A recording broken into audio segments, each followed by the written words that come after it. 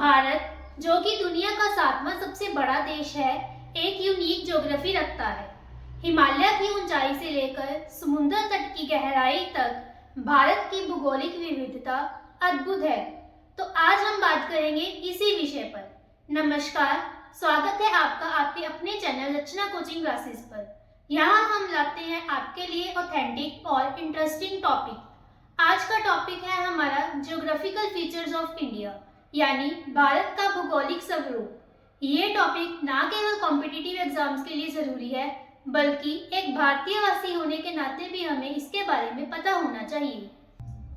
ये सिर्फ एक नक्शा नहीं, भारत की धरती के हर रंग और रूप का जीवित प्रतीक है।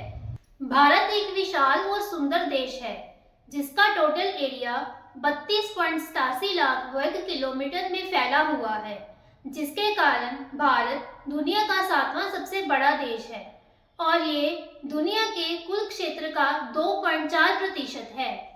ग्लोब के अनुसार भारत का स्थान लैटिट्यूड 8 डिग्री 4 मिनट से लेकर 37 डिग्री 6 मिनट के बीच है और लॉन्गिट्यूड 68 डिग्री 7 मिनट से लेकर 97 डिग्री 25 मिनट्स के बीच है। भारत के 7 पड़ोसी देश है। उत्तर दक्षिण में पाकिस्तान, उत्तर में चाइना, नेपाल और भूटान, पूर्व में बांग्लादेश और म्यांमार और एक छोटा सा हिस्सा अफगानिस्तान का भी जुड़ा हुआ है। भारत के समुद्री 2 पड़ोसी देश है, जिसमें श्रीलंका और मालदीव शामिल है। भारत के समुद्री तट 7,516 किलोमीटर लंबा है, जो हिंद महासागर, बंगाल की खाड़ी और अरब सागर से घिरा हुआ है। भारत की अद्भुत कहानी, जहां हिमालय की ऊंचाइयां, नदियों के समृद्ध मैदान और रेगिस्तान की अनोखी खूबसूरती हमारी संस्कृति और प्रकृति की कहानी कहती है। आइए इस सफर पर चलें। भारत एक ऐसा देश है जहां प्राकृतिक विविधता का अनोखा संगम देखने को मिलता है।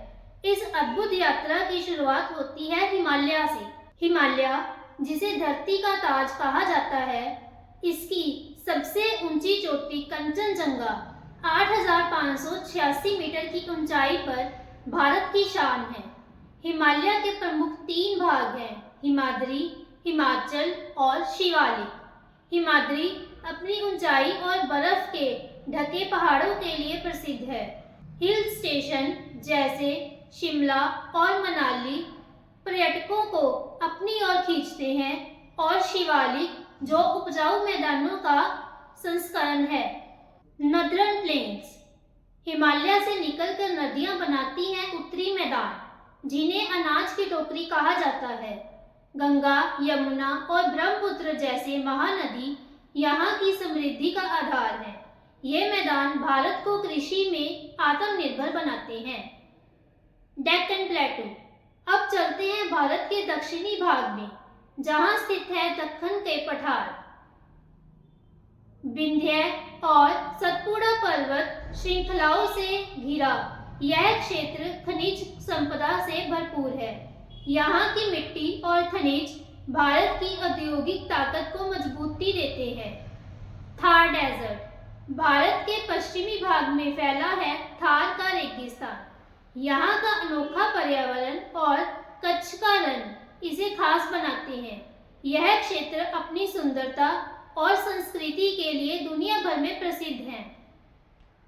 कोस्टल प्लेन्स एंड आइलैंड्स पूर्वी और पश्चिमी तटीय मैदान भारत को समुद्री सौंदर्य प्रदान करते हैं। केरल के बैक वाटर से लेकर गोवा के समुद्री तट तक हर जगह प्रकृति का अनोखा रूप देखने को मिलता है। वहीं अंडमान निकोबार और लक्षद्वीप समूह भारत की समुद्री सीमाओं की रक्षा करते हैं और जैव विविधता का खजाना समेटे हुए हैं। भारत की धरती का हर कोना कहता है अपनी कहानी, जिसे हमें सहेज कर रखना है। भारत की नदियाँ हमारे जीवन की धारा है। ये न केवल हमारी संस्कृति और सभ्यता का हिस्सा है, बल्कि करोड़ों लोगों के जीवन को भी संवारती है। हिमालय से निकलने वाली नदियां गंगा, यमुना और ब्रह्मपुत्र है। ये साल भर पानी से भरी रहती हैं और उत्तर भारत के बड़े हिस्से को सींचती हैं। पेनिनसुलर रिवर्स गोदावरी, कृष्णा और कावेरी मॉनसून पर निर्भर करती है।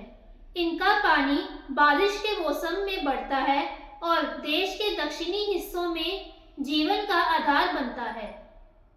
कर्क रेखा जो पृथ्वी के उत्तरी गोलार्ध में स्थित है, भारत में कई राज्यों से गुजरती है।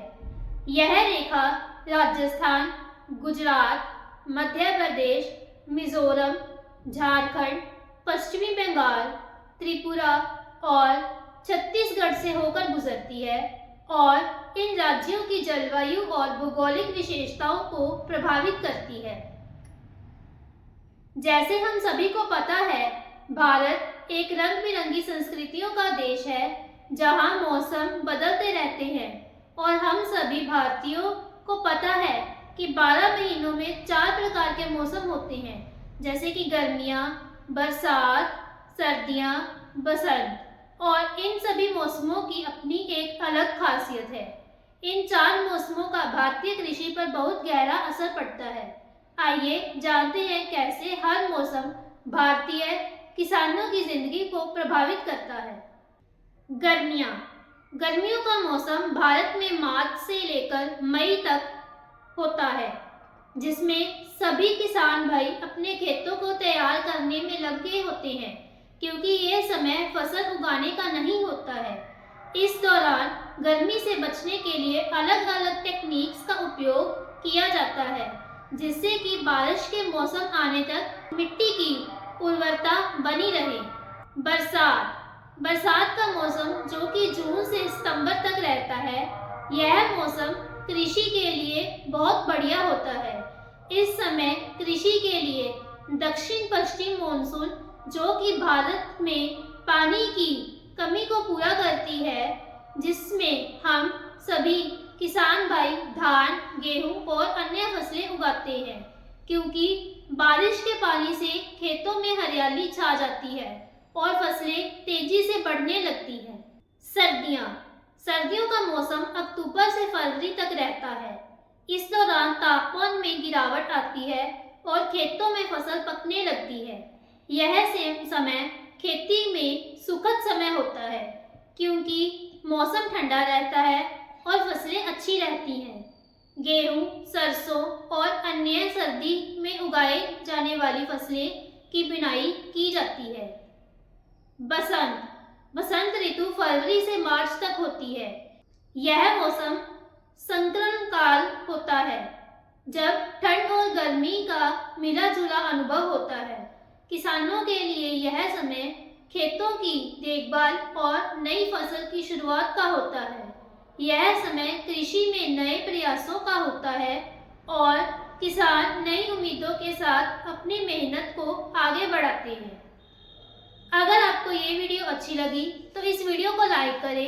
अगर आप चैनल पर नए हैं तो चैनल को सब्सक्राइब भी कर लें, ताकि आने वाली वीडियोस के नोटिफिकेशंस आपको मिलते रहें। आपकी एक लाइक से हमें बहुत मोटिवेशन मिलती है, सो हमें ऐसे ही मोटिवेट करते रहिए। धन्यवाद।